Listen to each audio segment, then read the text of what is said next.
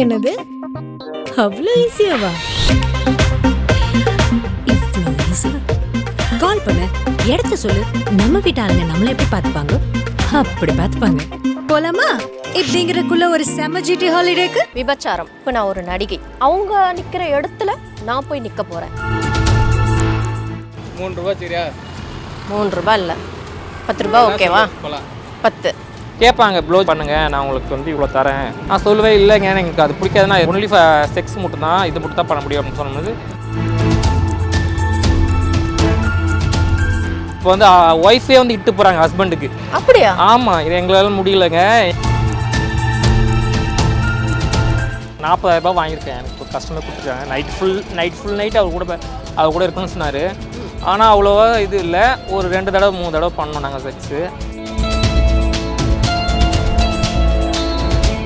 ஏன் இந்த புரட்டாசி மாதம் இப்போ மாலை போட்டிருந்தாங்களே எல்லாருமே, திடீர்னு பேசியிருக்கோம், திடீர்னு பார்த்தா கழுத்தில் இந்த மாலை கட்டி பேக்கெட்டில் போட்டுட்டான். என்னடா எனக்கு மாலை போட்டிருக்கேட்டுக்கு என்னடா வந்து கேட்குறேன்னு கேட்கட்டா, இல்லைக்கா நான் மாலைலாம் போகல, இப்போ போட்டு கழுத்தில் தடவி பார்க்குறேன், மாலை காணும். நீங்கள் பார்த்த விஷயம் கம்மி தான், இதை காட்டி நிறைய விஷயம்லாம் நடக்குங்க. நீங்கள் பார்த்து இந்த கொஞ்சம் விஷயத்துக்கே நீங்கள் முகம் சுழிச்சிட்டிங்க, இன்னும் நிறைய விஷயம் இந்த இடத்துல நடக்கும்.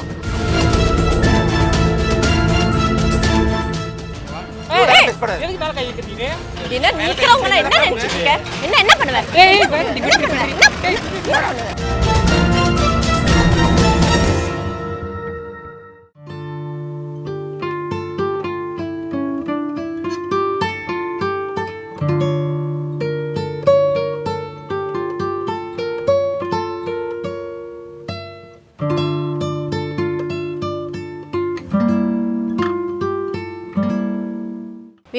விபச்சாரம் சொன்னாலே இவங்க பணத்துக்காகவும் சுகத்துக்காகவும் மட்டும்தான் போறாங்க அப்படின்னு தான் நினைக்கிறோம். அப்படி கிடையாது. இந்த விபச்சாரம் பண்றாங்க பெண்கள், திருநங்கை, இவங்க எல்லாருமே இவங்க வாழ்வாதாரத்துக்காக, இவங்களுடைய வறுமையின் காரணமாக அவங்க போறாங்க. இவங்க வலியும் வேதனையும் எப்படிப்பட்டது இருக்குன்றத நான் ஒரு திருநங்கை மூலியமா நான் பேச போறேன். இப்போ நான் ஒரு நடிகை, அவங்க நிக்கிற இடத்துல நான் போய் நிக்க போறேன். இப்போ இந்த சமுதாயம் எல்லாமே என்னை எப்படி பார்க்குறாங்க அப்படின்ற ஒரு பார்வை தான் நான் இப்போ அந்த இடத்துல நிற்க போகிறேன். பார்க்கலாமே என்ன நடக்குதுன்ட்டு. வாங்க.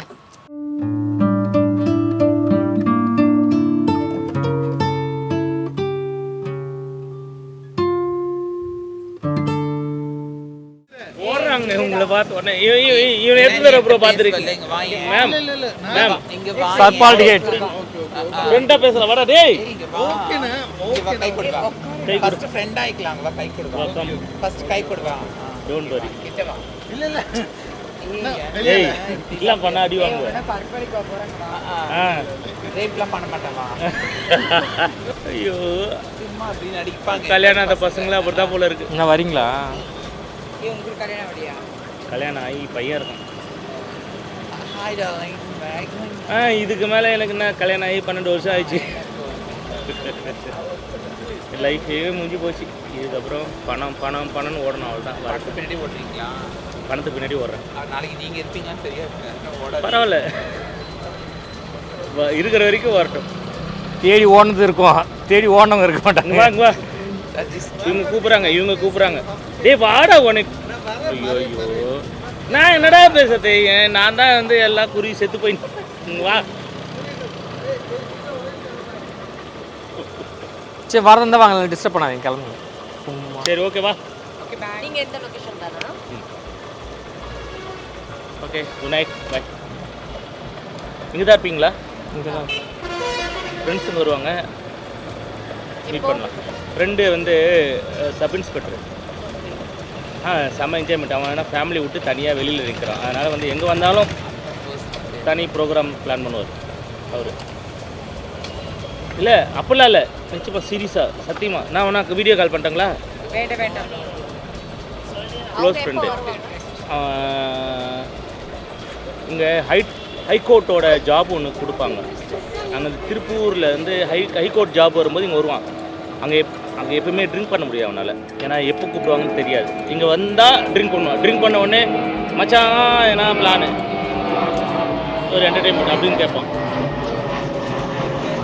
அப்போ கேட்பான். அந்த மாதிரி டைமில் வந்து ஹோட்டலு அது இது ஏதாவது பிளான் பண்ணி யார் என் ஃப்ரெண்ட்ஸ் இருக்கல யார் என்ன இது சரி வேணாம் சொல்லுங்கள் எப்போ வெளில போகணும்னு சொல்லுங்கள் பேசுங்க வெளில போனால் கோவா கோவா போகணும் போகலாம் தாராளமாக போகலாம் வாங்க அந்தமான் போகணும் ஓகே ப்ரோ ஓகே மேம் ப்ரோவா சாரி மேம் என்ன ப்ரோ இதெல்லாம் என்ன புதுசாக இருக்கு ஸோ சாரி நான் தண்ணி அடிச்சிருக்கேன் ஓகே ஓகேம்மா பாய் சரிம்மா பார்க்கலாம் சரி ஃப்ரெண்டு வந்தால் மீட் பண்ணலாங்க இப்போ நீங்கள் போனீங்கன்னா இந்த லைன்லேயே போவீங்க. ஆமாம் அப்படிதான் போகணும். என்ன ரேட்டு? அக்கா நீங்கள் சொல்லுங்கள் என்ன ரேட்டு? 3000 கொடுங்க. உங்களுக்கு 3000 இருக்குதா? ஏங்க எங்களை பார்த்தா பார்க்கறதுலே நீ தான் கொஞ்சம் நல்லா டக்கராக இருக்க. சரி 20 ரூபா கொடுங்க. ஷாருக் கான் மாரி இருக்காரு இவரு. என்ன ஒன்று தான் பார்த்து இப்போ தான் நல்லா இருக்குன்னு சொன்னேன், அதுக்குள்ள 20 ரூபா கேட்குறேன். அப்போ நீங்கள் தானே சொன்னீங்க நல்லா இருக்குன்னு, 20 ரூபா கொடுங்க. 2 பத்தில் சரி சொன்னேன், நீ கொஞ்சம் கம்மியாக போகணும்னு நினச்சா நீ 20 ரூபாயில் சொல்கிற. சரி 15 கொடுங்க. 15 ரூபா இல்லை, 3 ரூபா சரியா? 3 ரூபா இல்லை 10 ரூபா ஓகேவா? போகலாம். 10 3 தான். 3 ரூபாய்க்குலாம் பண்ண முடியாதுப்பா. பார்த்துக்கலாம் விடு, 3 ரூபா தான். சரி நில்லுங்க. இப்போ எங்கே கூப்பிட்றீங்க? போகலாம். அரேஞ்ச் பண்ணியிருக்கீங்களா? உங்களுக்கு அரேஞ்ச் இருக்கா என்ன? இல்லை. சரி காசு கொடுங்க, வருவாங்க காசு. எப்படி ஜிபே பண்ணுறீங்களா? இல்லை 3 ரூபா கையில் தர கேஷ் தரேன், ஃபஸ்ட்டு போயிடலாம். இல்லை நீங்கள் காசு கொடுங்க, நான் அவங்கள நாங்களே இட்டு வரோம், ஒன்றும் பிரச்சனை கிடையாது. முதல்ல ஃபஸ்ட்டு போயிடலாம், அப்புறமா பார்த்துக்கலாம். யார் நான் ஒரு ஆளா இவங்க எல்லாரும் இல்லை தானா? ஒரு ஆள் போதும். அப்படிலாம் ஒரு ஆளை நம்பி அனுப்ப முடியாதுங்க, நிறைய பிரச்சனை நடக்குது. சரி என்ன கூப்பிட்றீங்க, நான் ஒரு சில விஷயம் கேட்கணும். சரி. கல்யாணம் ஆயிடுச்சா? இல்லை. இல்லையா? பார்த்துட்ருக்கீங்களா? லவ் ஏதாவது பண்ணிகிட்ருக்கீங்களா? இல்லை எதுவுமே இல்லை. என்ன ஒர்க் பண்ணுறீங்க? இப்போ அதெல்லாம் இருக்கு உங்களுக்கு? இல்லை இப்போ எங்களை பார்த்து நீங்கள் அழகாக இருக்க அது இது நோட்டீஸ் பண்ணி தானே நீங்கள் கூப்பிட்றீங்க. சரி இப்போ நானும் என் சைடில் நான் கேட்கணும்ல. கேட்கலாம். சரி வந்த மேட்ரை முடிச்சுட்டு போயிட்டே இருக்க வேண்டியது, ஏன் டீட்டெயிலாக நோண்டிட்டு மேட்ரு முடிச்சல ஒன்றும் பிரச்சனை கிடையாது, நீங்கள் காசு கொடுங்க, ஒன்றும் பிரச்சனை இல்லை, நாங்களே வரோம். வரீங்கண்ணா? என்ன அதிகாரமாக கேட்குறீங்க, வரீங்களா இல்லைங்கன்னு? காசு கொடுத்தா வர போகிறாங்க, இதுல என்ன ரொம்ப பேசுனீங்க? என்ன மிரட்டுற? வாங்க. ஏய் மேலே இது கை வைக்கிறீங்க, கூடாது. வாங்க போகலாம். மேலே கை காசு கொடுத்து வரேன்ட்டாங்க, சும்மா மேலே இது கை வைப்பீங்க. ஏன் கை வைப்ப? பொண்டாட்டி மாதிரி கூப்பிட்ற கை வச்சு மேலே வச்சு பாருங்க. என்ன நீ அதிகாரமாக வாங்க வாங்கன்னு கூப்பிட்டு இருக்கேன். ஏன் ரேட் கேட்ப? ரேட் கேட்கறல ரூபாய் எதுக்கு பேசுறீங்க யாரும்? எதுக்கு மேலே கை வைக்கிறீங்க? சும்மா இருங்க. எதுக்கு மேலே கை வைப்ப? எதுக்கு மேலே கை வைப்பீங்க? மேலே கை வைக்க வேண்டாம் வச்சு கூட. என்னங்க மேலே கை என்ன வண்டி எடுத்தீங்க? என்ன என்ன பண்ண போறீங்க? என்ன பண்ணுவீங்க? என்ன பண்ணுவீங்க? எதுக்கு வந்து கேட்ப? பாருங்க மேலே கை வச்சிருக்கீங்க. காசு கொடுறானே இவ்வளவு நேரம் பேசிட்டு இருக்க. பின்ன கூப்பிட்டதே நீ ஒரு விஷயம். ஏய் நில்லு, உங்ககிட்ட பேசணும். பேச முடியாது. இல்ல இவங்க எவ்வளவு கொழுப்பு இருந்தா நீ இந்த மாதிரி ரூடா பேசுவ நீ? ஏய் அடுத்தடி வாங்கல ஓடிடு. இல்ல கொடுத்துட்டு சொல்லட்டிக்கு வேணாண்டி விட்டுட்டு முடியாது. இவனுக்கு ஒரு பாடம் நம்ம சொல்லி கொடுத்ததா? வேண்டாம் வேணாம். கொடு. இந்த மாதிரி தருதலைங்களா வந்து தொலையுங்க. இப்ப நீங்க நாளைக்கெல்லாம் நிக்க முடியாது நம்ம. அப்படியே பார்த்தா ஒரு அடி கொடுக்கணும் போல தோணுது. மேலே கை வைக்கிற என்ன நிக்கிறவங்க என்ன நினைச்சிட்டு இருக்க? என்ன பண்ணுவ? ஹாய்க்கா. ஹாய் உங்க நேம் என்னக்கா? சஞ்சனா மேடம் என் பேர். இப்போ நான் ஒரு கேள்வி கேட்பேன், அதை நீங்க தப்பா எடுத்துக்காம பதில் சொல்வீங்களா? கேளுங்க, உங்க தங்கச்சி மாதிரி நினச்சி கேளுங்க, ஃப்ரெண்டாக நினச்சி கேளுங்க, எதுவுமே தப்பாக நினைக்க மாட்டாங்க, கேளுங்க. இந்த தொழிலுக்கு வரதுக்கு என்ன ரீசன்க்கா? இந்த தொழிலுக்கு வரதுக்கு ரீசன் பார்த்தீங்கன்னா எங்களுக்கு பெற்றவங்க யாரும் எங்களை அக்செப்ட் பண்ண மாட்டாங்க. ரெண்டாவது விஷயம் என்னென்னா எங்களுக்கு யாரும் வேலை வாய்ப்பு தரத்துக்கு இது வரைக்கும் யாருமே முன்னில்லை. சொல்லுவாங்க அங்கே வேலை தராங்க, இங்கே வேலை தராங்க, நீங்கள்லாம் ஜாபுக்கு போனால் என்ன, உங்களை மாரி எங்களுக்கு போயிட்டாங்க, அங்கே போயிருப்பாங்க, ஏதோ ஒரு சில பேர் போயிருக்காங்க. பட் எங்களுக்கு எல்லாருக்கும் அந்த வேலைவாய்ப்பு தர வேண்டிய சூழ்நிலை அமையல. எங்களுக்கு அந்த அப்படியே வேலைவாய்ப்பு கிடைச்சா கூட அந்த பொருளாதாரத்தில் வச்சு நாங்கள் எங்களை மெயின்டைன் பண்ண முடியாது. எங்கள் குடும்பத்தை ரன் பண்ணுற அளவுக்கு அந்த வருமானம் எங்களுக்கு பத்தாது. உங்களுக்கு கல்யாணம்லாம் ஆயிடுச்சாக்கா? மேரேஜ் ஆகிடுச்சு மேடம். உங்களோட குடும்பத்தை வந்து பாதுகாத்துக்கிறதுக்காக சில பொருளாதார விஷயத்துக்காக தான் இந்த இடத்துக்கு நான் வந்து நிற்கிறேன்னு சொல்கிறீங்க, ரைட்? இப்போது இங்கே வந்ததுக்கப்புறமா இவங்கெல்லாம் வந்து எப்படி உங்ககிட்ட ரேட் பேசுவாங்க? நீங்கள் என்ன மாதிரி பணம் நீங்கள் எதிர்பார்த்து நீங்கள் பேசுவீங்க? நாங்கள் பொதுவாக நாங்கள் வந்து 1000 கேட்போம். ஏன்னா நாங்கள் சர்ஜரி பண்ணிட்டு எல்லாமே பண்ணிருக்கிறதால நாங்கள் 1000 கேட்போம். சில பேர் சர்ஜரி பண்ணாதவங்களும் எங்கள் பொண்ணுங்க, எங்கள் பேத்திங்கெல்லாம் எங்கள் கூட நிற்கிறாங்க. அவங்களுக்கு ஒரு ரேட் அவங்கவுங்க ஃபிக்ஸ் பண்ணி வச்சுப்போம். நம்மளுக்கு இது ஓகே அப்படின்னு சொல்கிற அளவுக்கு வச்சுருப்பாங்க. நான் என்ன பார்த்தீங்கன்னா நாங்கள் ஒரு 1000 ரூபாய் கேட்போம். 1000 ரூபாய்க்காக நீங்கள்? ஆமாம், வேறு இப்போ யாருமே 1000 ரூபாய்க்கே 1000 ரூபாயா அப்படின்னு கேட்டு போகிறாங்க. வேறு என்ன பண்ணுறது? 1000 ரூபாய் தான் வாங்குவோம். ஒரு நாளைக்கு 2 கஸ்டமர் 3 கஸ்டமர் 4 கஸ்டமர் பார்ப்போம். கடவுளே, இதுக்கு நான் என்ன பேசணும்னு புரியலங்க. ஒரு 1000 ரூபாய்க்காக இந்த அளவுக்கு இந்த இடத்துல நின்று சிரமப்படுறது. நான் இப்போ நான் நிற்கிறேன், இந்த கெட்டப்பில் நிற்கிறேன். நானும் சில விஷயங்கள்லாம் நான் நோட் பண்ணுறேன். இங்கே வரும்போது அவ்வளோ சங்கடமும் கஷ்டமும் இருக்குது. மாதிரி ஸ்மெல்லு நிற்க முடியாது. புதுசாக நீங்கள் நிற்கிறதால உங்களால் நிற்க முடியாது. நாங்கள் ரெகுலர் நிற்கிறதால பழகிடுச்சு எங்களுக்கு. அந்த 1000 ரூபாய்க்காக நீங்கள் இந்த அளவுக்கு சிரமப்படுறீங்க, ஃபிசிக்கலாக மென்டலி. நீங்கள் பார்த்த விஷயம் கம்மி தான், இதை காட்டி நிறைய விஷயம்லாம் நடக்குங்க. நீங்கள் பார்த்து இந்த கொஞ்சம் விஷயத்துக்கே நீங்கள் முகம் சுழிச்சிட்டிங்க. இன்னும் நிறைய விஷயம் இந்த இடத்துல நடக்கும். அதெல்லாம் பார்த்தீங்கன்னா நீங்களாம் என்ன சொல்லுவீங்கன்னே தெரியாது. இங்கே வந்து போலீஸ்லாம் வருவாங்களா? போலீஸ் வருவாங்க. அவங்க எப்படி உங்களுக்கு பாதுகாப்பாக இருப்பாங்களா, இல்லை ஒரு தொல்லை கொடுப்பாங்களா? அவங்களும் ஏதாவது அப்ரோச் பண்ண பார்ப்பாங்க? இல்லை, இருக்காங்க, நல்லவங்களும் இருக்காங்க, அதுலேயும் கெட்டவங்க இருக்காங்க. நல்லவங்க இருக்காங்க, போலீஸ்காரங்க வந்து பார்த்துக்கலுமா, எதுவும் அஃபென்ஸ் ஆகாமல் பார்த்துக்குங்க, நீங்கள் எதுவும் தப்பாக எதுவும் பிஹேவ் பண்ணாதீங்க அப்படின்னாங்க. எங்களை பற்றி ஒரு சில போலீஸ்காரங்களுக்கு தெரியும், நாங்கள் அது பண்ணமான்னு சொல்லிட்டு சரி அவங்களாம் சப்போர்ட் பண்ணுவாங்க. பார்த்துக்கலுமா, இங்கே எதுவும் ஏதாச்சும் பிரச்சனை எனக்கு கால் பண்ணுங்கம்மான்னு சொல்லிட்டு போகிறவங்க இருக்காங்க. சிலவங்க வந்து ஏங்க நிற்கக்கூடாது, போ, ஏன் நிற்கிற, கிளம்பு அப்படின்னு சொல்லிட்டு ஜீப்பை போட்டுட்டு கம்பல் பண்ணி வீட்டுக்கு கிளம்ப சொல்லிடுவாங்க. நம்ம என்ன பண்ணுறது, அன்றைக்கி குழப்பம் நம்ம கேட்டு தான் போவோம். அன்றைக்கி அப்புறம் என்ன பண்ணுறது, மறுநாள் பார்த்துக்கலாம் அப்படின்னு சொல்லிட்டு கிளம்பி போயிடுவாங்க. அவங்ககிட்ட வாக்குவாதம் பண்ணுறதெல்லாம் கிடையாது. வாக்குவாதம் பண்ணால் அவங்க 2 வார்த்தை விடுவாங்க, நம்ம நாளில் நிற்க முடியாத அளவுக்கு பண்ணுவாங்க. அதனால் நாங்கள் யார்கிட்டையும் அந்தமாதிரி வாக்குவாதம் இல்லை, கிளம்புனா கிளம்பிடுவோம். நாங்கள் இங்கெல்லாம் வந்து இப்படி ரவுடிஸ்லாம் வருவாங்களா? ரவுடிஸ் வருவாங்களாவா? ரவுடிஸுங்களுக்கு பொதுவாகவே நைட் டைம் தான் ஃப்ரீ டைமாக இருக்கும். பகலெல்லாம் சும்மா தான் இருப்பாங்களாட்டுக்கு. நைட் டைமில் வந்து அவங்களுடைய ரவுடிஸத்தை வந்து அவங்க ஒய்ஃப்கிட்ட காட்டுறாங்களோ இல்லை மற்றவங்ககிட்ட காட்டுறாங்களோ தெரியல, எங்ககிட்ட தான் வந்து காட்டி ஆகணும் அவங்க ரவுடிஸத்தை. ஒரு நாளைக்கு மினிமம் ஒரு 2 ரவுடிஸஸ் நாங்கள் ரவுடிஸ் மாச்சும் நைட்டு பார்ப்போம். நாங்கள் வருவாங்க, கம்பல் பண்ணுவாங்க, வரலன்னா வந்து மிரட்டுவாங்க, காசு தர முடியாதுன்னுவாங்க. சரி காசு கொடுத்தாலும் பண்ணிடலான்னு பார்க்கப்போ தோணும். சரி இவங்க பண்ணுற காய்ச்சல் காசு கொடுத்தாச்சும் பண்ணிவிடுவாங்கன்னு தோணும். ஆனால் காசு கொடுத்து தர மாட்டாங்க, மிரட்டுவாங்க. நீங்கள் அதை நிற்கிறத பார்த்துட்றேன், அசிங்கமான வார்த்தை யூஸ் பண்ணுவாங்க, நம்ம பேரண்ட்ஸை பற்றி யூஸ் பண்ணுவாங்க, நம்மளை பற்றி கமெண்ட் பண்ணுவாங்க, கிண்டல் பண்ணுவாங்க. ஒரு சிலர் 2 பேர் 3 பேர்னா கூட நம்ம சமாளிச்சிடலாம். கேங்காக வந்தாங்கன்னா அவங்ககிட்ட பேச முடியாது, அவங்க என்ன பேசலாம்னு சொல்லிட்டு ஒரு சமயத்தில் நின்று அழுதுட்டேன். அழுத பார்த்து தான் அவங்க போனாங்க. பார்த்துக்கு நாள்லேருந்து வருவோம், கவனிக்கணும், நீ தான் கவனிச்சிக்கணும் அப்படின்னு சொல்லிட்டு போகிறவங்க. இப்போ உங்ககிட்ட ஒரு விஷயம் கேட்பேன், அது எனக்கு சங்கடமாக தான் இருக்குது, இருந்தாலும் ஒரு விஷயம் கேட்கணும். இந்த ப்ளோலாம் பண்ணுறாங்க இல்லையா இந்த வர கஸ்டமருக்கு, ஸோ அதில் மவுத் வழியாக நிறைய இன்ஃபெக்ஷன் ஆகிறதுக்காக வாய்ப்புகள் நிறைய இருக்குது. அது தெரிஞ்சு தான் நீங்கள் பண்ணுறீங்க. அதுலேருந்து எப்படி நீங்கள் வெளியே வரீங்க அந்த இன்ஃபெக்ஷன்லேருந்து? பார்த்தீங்கன்னா இப்போ நிறையா வைரஸு, இந்த ஹெச்ஐவி இதெல்லாம் மேக்ஸிமம் பரவுறதே வந்து ப்ளோ தான் அதிகமாக பரவும். பார்த்தீங்கன்னா எனக்கு வந்து அதில் இன்ட்ரெஸ்ட் கிடையாது. நம்மளுக்கு வந்து கடவுள் வந்து நம்மளுக்கு கொடுத்தது வந்து வாயின்றது வந்து பேசுறதுக்கும் சாப்பிட்றதுக்கும் இதுமாரி சில நல்ல விஷயங்கள் பண்ணிட்டு தான் இந்த இது. அதுக்குன்னு இந்த ஒவ்வொரு பார்ட்ஸுக்கும் ஒரு வேலை இருக்குது. அதுக்கோசரம் எனக்கு வந்து அது பிடிக்காது. ஆனால் திருநங்கைகளுக்கு வந்து நிறைய மேக்ஸிமம் வந்து ஜென்ஸ் லைக் பண்ணுறது ப்ளோ தான். கேட்பாங்க, ப்ளோ பண்ணுங்கள், நான் உங்களுக்கு வந்து இவ்வளோ தரேன். நான் சொல்லுவேன், இல்லைங்க எனக்கு அது பிடிக்காதுன்னா இது ஒன்லி செக்ஸ் மட்டும் தான், இது மட்டும் தான் பண்ண முடியும் அப்படின்னு சொன்னது. இல்லைங்க எக்ஸ்ட்ரா கூட நான் பே பண்ணுறேன், ப்ளோ பண்ண முடியுமான்னு கேட்பாங்க. நான் பண்ணுறது கிடையாது. நிறைய பேர் பண்ணுறாங்க. இப்போ வீட்டில் பார்த்தீங்கன்னா ஃபேமிலியில் வந்து ஒய்ஃப் கிட்டலாம் இதை கேட்க முடியாது. அதனால் வந்து சில பேர் மேக்ஸிமம் ரோட்டுக்கு வரது காரணமே இந்த ப்ளோ விஷயம்னால தான் ஃபேமிலியை கொண்டு வராங்க. ஆமாம் ஆமாம். இல்லை உங்களுக்கு மட்டும் இல்லை, திருநங்கைக்கு மட்டும் இந்த விஷயங்கள் இல்லை, லேடிஸ்கிட்டையும் இந்த விஷயங்கள் நடக்குதுன்றது நானும் கேள்விப்பட்டிருக்கேன், பார்த்துருக்கேன். இந்த மாதிரி வைஃப் கிட்ட இல்லாத ஒரு விஷயம் வைஃப் கிட்ட கேட்க முடியாது, தட்டி கேட்க முடியாது, இது பண்ண அது செய்யுன்ட்டு. சரி, அது ஒரு ஐடி கார்டாக வச்சுக்கிட்டு ஒரு பக்கம் வச்சுட்டு வெளியே வந்து இது பொறுக்கிட்டு இருக்க சில ஆம்பளை ஜென்மங்க இருக்காங்க பார்த்தீங்களா, அவங்க உங்களை மாதிரி ஆட்களையும் இல்லை ஒரு பெண்களை ஏமாற்றி இந்த மாதிரி விஷயங்களை அவங்களுடைய சுகத்தை வந்து அடைஞ்சிக்கிறாங்க. ஸோ இதை பற்றி நான் நிறைய பேசியிருக்கேன், உங்கள்கிட்டயும் நான் பேசணுன்னு இருக்கேன். இப்போ அவங்க வரும்போது அவங்க எப்படி, இன்னொன்று விஷயம், நீங்கள் பண்ணலைன்னு சொல்கிறீங்க, இப்போ உங்கள் கூட பழகிறவங்க இருப்பாங்க ஃப்ரெண்ட்ஸு, அவங்க பண்ணுவாங்க இல்லையா, அவங்க எப்படி இந்த இன்ஃபெக்ஷன்லேருந்து வெளியே வராங்க? நாங்கள் வந்து எது பண்ணாலுமே சேஃபாக பண்ணுறது தான் எங்களுக்கு பிடிக்கும். ஏன்னா நாங்கள் இந்த லைஃப் வந்து நீயோட நாளையோட முடிஞ்சு போகிறது கிடையாது. இந்த லைஃப் நாங்கள் வந்து கண்டினியூவாக பண்ணோம். நாளைக்கு எங்களுக்கே ஒரு உடம்பு முடியலனா கூட எங்களுக்கு பார்த்துக்கிறது யாரும் கிடையாது. அதனால் வந்து வரக்கூடியதை முன்னாடியே நாங்கள் வந்து தெரிஞ்சுக்கிறதால நாங்கள் எது பண்ணாலும் சேஃபாக பண்ணுறது தான் எங்களுக்கு முக்கியம். அதனால் வந்து எப்பவுமே காண்டம் யூஸ் பண்ணுவோம், எல்லாத்துக்குமே யூஸ் பண்ணுவோம். காண்டம் இது பண்ணால் கூட பாயில் பண்ணுறது கூட காண்டம் யூஸ் பண்ணி தான் பண்ணுறது, மற்றபடி பண்ணுறது கிடையாது.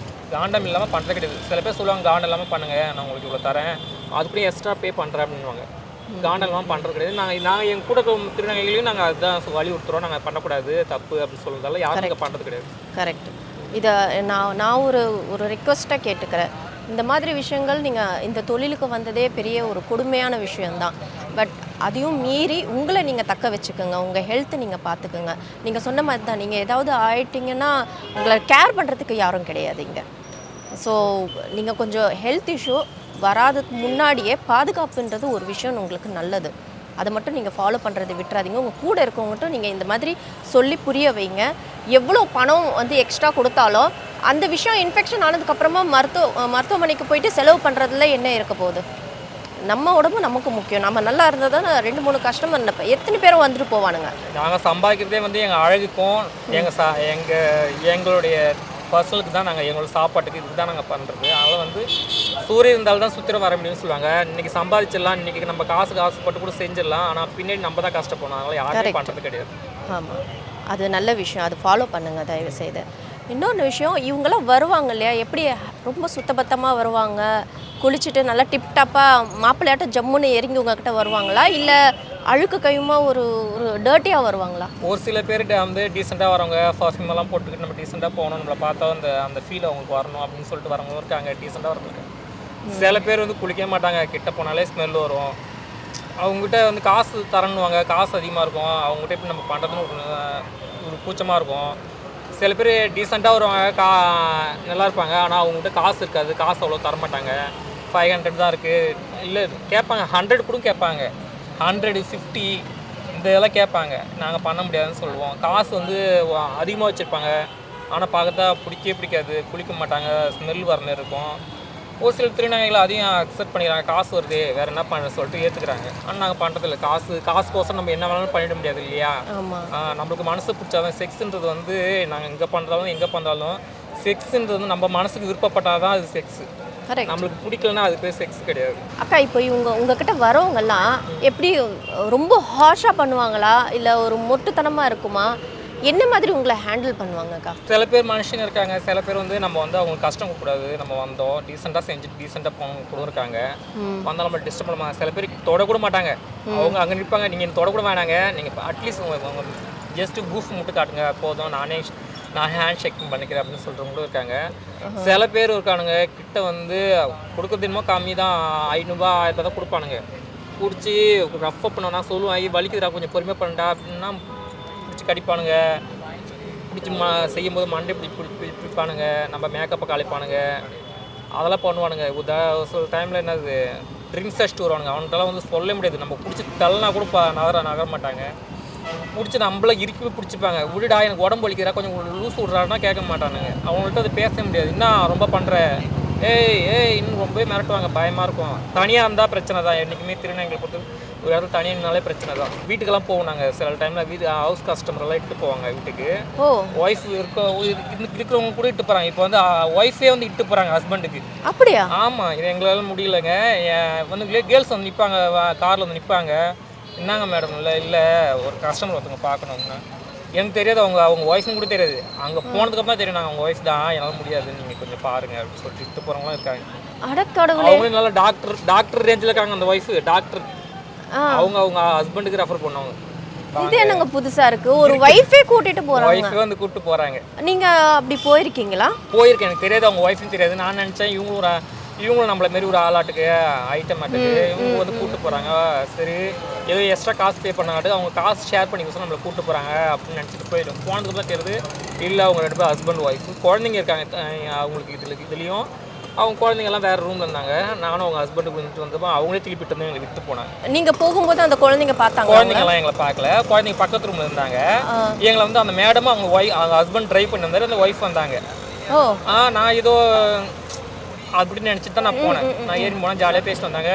நான் ஜாலியாக பேசுகிறேன்ட்டு உங்களுக்கு ஆமாம் மேடம் நீங்கள் ஜாலியாக பேசுகிறீங்க அப்படின்னு. சரி நான் நினச்சேன் அவங்க வந்து நம்மள பேர் தான் அவங்களும் ஏதோ கிளைண்ட் அட்டன் பண்ணுறாங்களாட்டு நம்மள கூட துணை கூப்பிட்டு போகிறாங்க, எக்ஸ்ட்ரா காசு வாங்கியிருப்பாங்களாட்டுக்கு அப்படின்ட்டு. அவங்களால செய்ய முடியாதெல்லாம் நம்ம செய்ய சொல்ல ப்ளோஜ் அப்படி கேட்பாங்கன்னு நினச்சி தான் நான் போனது. ஆனால் அங்கே போனதுக்கு வந்து இல்லைங்க நாங்கள் அவங்க ஒய்ஃப் தான், அவங்க ஒய்ஃப் தான், அதெல்லாம் அவங்க எதுவும் நினைக்க மாட்டாங்க அப்படின்ற மாதிரி. இப்போ நீங்கள் 2 பேர் ஒன்றா இருக்கிறது அவங்க கூடவே இருந்தாங்களா? அவங்க எங்களை விட்டு போயிட்டாங்க. என்ன முடிஞ்சிடுச்சா அப்படின்னு வந்து முடிச்சதுக்கப்புறம் அவங்களே வந்து கேட்டாங்க முடிஞ்சுதா, சரி கிளம்பலாமா அப்படின்னு கேட்டாங்க. அவங்களுக்கும் வந்து விட்டாங்க. இது வரைக்கும் அவங்கள்ட்ட நல்லா ஃப்ரெண்ட்ஸாக தான் பேசிட்டு இருக்கேன்னா அவங்க ஹஸ்பண்ட் இறந்துட்டாரு. ஆனால் அவங்க ஹஸ்பண்ட் நல்லா பேசுவார். ஆனால் இறந்துட்டாரு.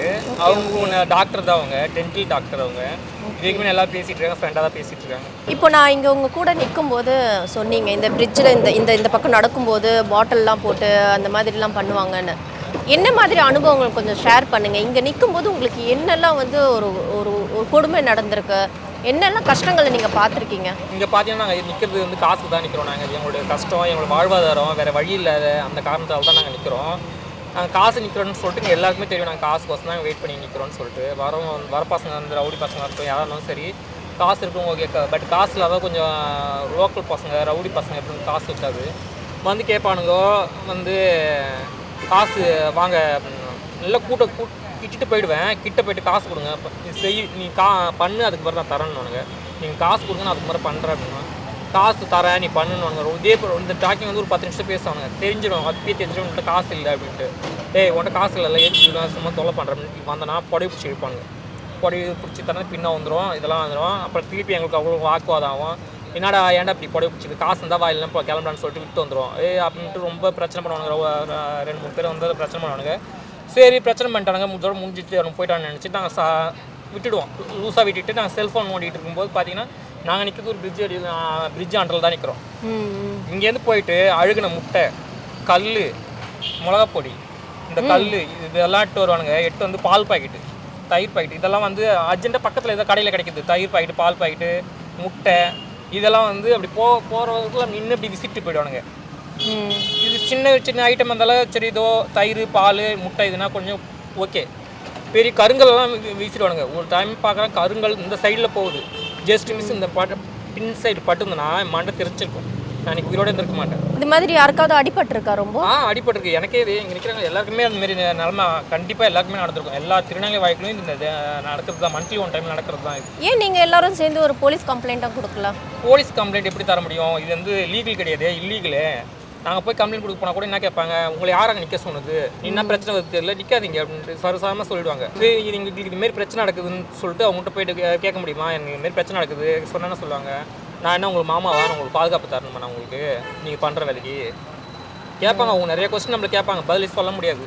இப்போ இவனுங்களாம் வரானுங்களே, இப்போ பர்சனலாக ஏதாவது ஒரு விஷயம் சொன்னால் என் பொண்டாட்டிக்கிட்ட சுகம் இல்லை, நான் வச்சுட்டு இருக்க அவளுக்கு சுகம் இல்லை, அவங்க சுகம் எனக்கு கொடுக்க மாட்டேங்கிறா, அதுக்காக தான் உங்ககிட்ட வர ஏதாவது சென்டிமெண்ட் டைலாக் ஏதாவது சொல்கிறாங்களா? இல்லை பணம் மட்டுமே ஃபோக்கஸ் பண்ணி பணத்தை கொடுத்துட்டு சுகத்தை வாங்கிட்டு போகிறவங்க இருக்காங்களா? சுகத்துக்கோசரம் கூட இங்கே வரவங்க இருக்காங்க. இருக்கிறத தவிர அன்பை எதிர்பார்த்து கூட வராங்க. வீட்டில் சில பேருக்கு அன்பு கிடைக்காது, ஒய்ஃப் கிட்ட நிம்மதி கிடையாது, ஒய்ஃப் கிட்ட வந்து ஒய்ஃப் டார்ச்சர் பண்ணுறாங்க, ஒய்ஃப் கிட்ட நம்ம ஃப்ரீயாக மனசு விட்டு பேச முடியல, அப்படிப்பட்ட கஷ்டம் கூட வராங்க.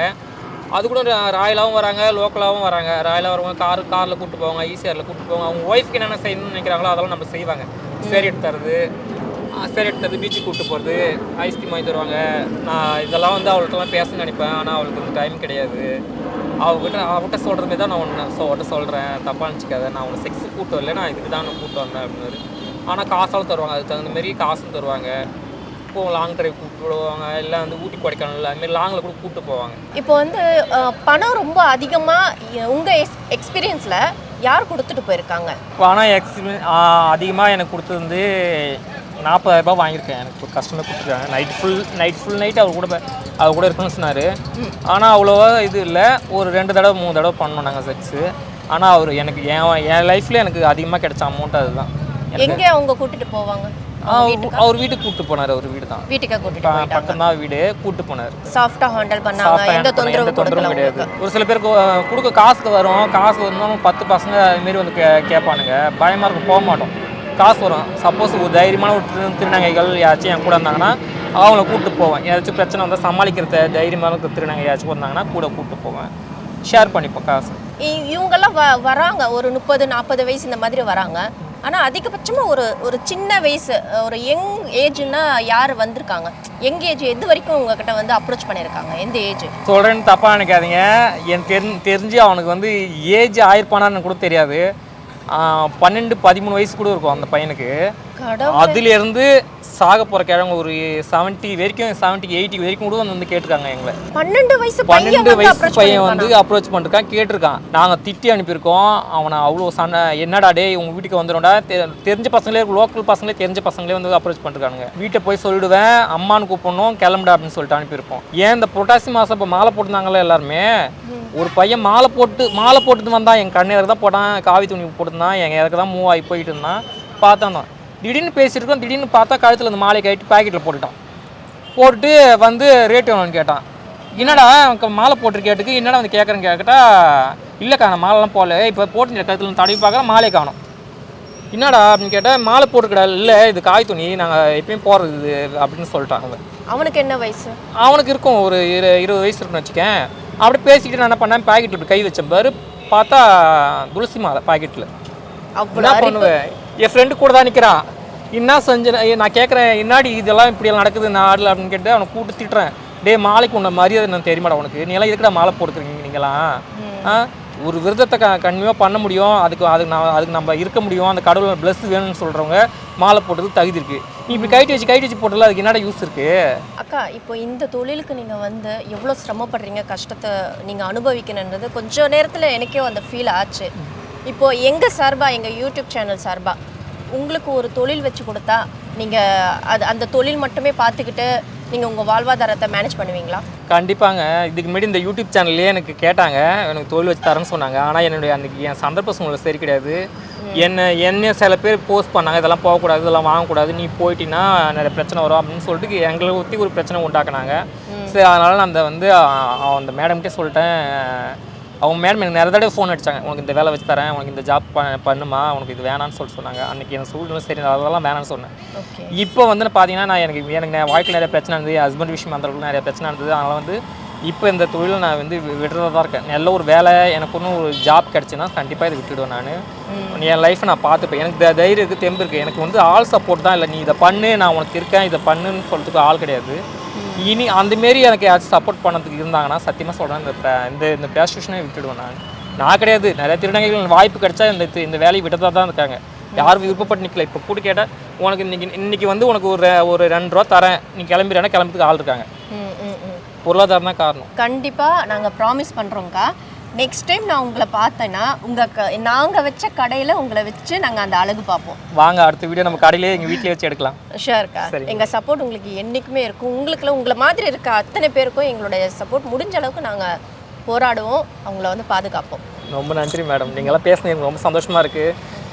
இந்த திருநங்கைகள் பற்றி அந்த வாழ்க்கையில் நடந்த கஷ்டங்கள், நாங்கள் படுற கஷ்டங்கள்லாம் கேட்பீங்க. இந்த திருநங்கையில் வந்து நீங்கள் மக்களான நீங்கள் தான் நாங்கள் படுற கஷ்டத்தை பார்த்துட்ருக்கீங்க. நீங்கள் தான் எங்களுடைய வாழ்வாதாரத்துக்கும் எங்களுக்கு ஏதாச்சும் நீங்கள் தான் பார்க்கணும். இத்தனை திருநங்கைகள் ரோட்டில் நிற்கிறாங்கன்னா அவமானப்பட வேண்டியது நாங்கள் கிடையாது, இந்த கவர்மெண்ட், இந்த அரசாங்கம் தான் இதை பற்றி நீங்கள் வருத்தப்படணும். அவங்களுக்கு தான் அசிங்கம். அவங்க வாரிசுகளுக்கு, அவங்க குடும்பத்துக்கு லட்சமாக கோடியாக சேர்த்து எந்த பிரயோஜனம் கிடையாது. இன்றைக்கி மக்கள் ரோட்டில் நிற்கிறாங்க, திருநங்கைகள் மக்கள் கஷ்டப்படுறாங்க. என்ன ஏதுன்னு கூட இது வரைக்கும் எந்த அரசியல்வாதிகளோ கட்சிக்காரங்களோ இதை வந்து யாரும் பார்க்கறதில்ல. அவங்க கஷ்டப்படுறாங்க, இது வரைக்கும் யாரும் ஃபீல் பண்ணுறது கிடையாது.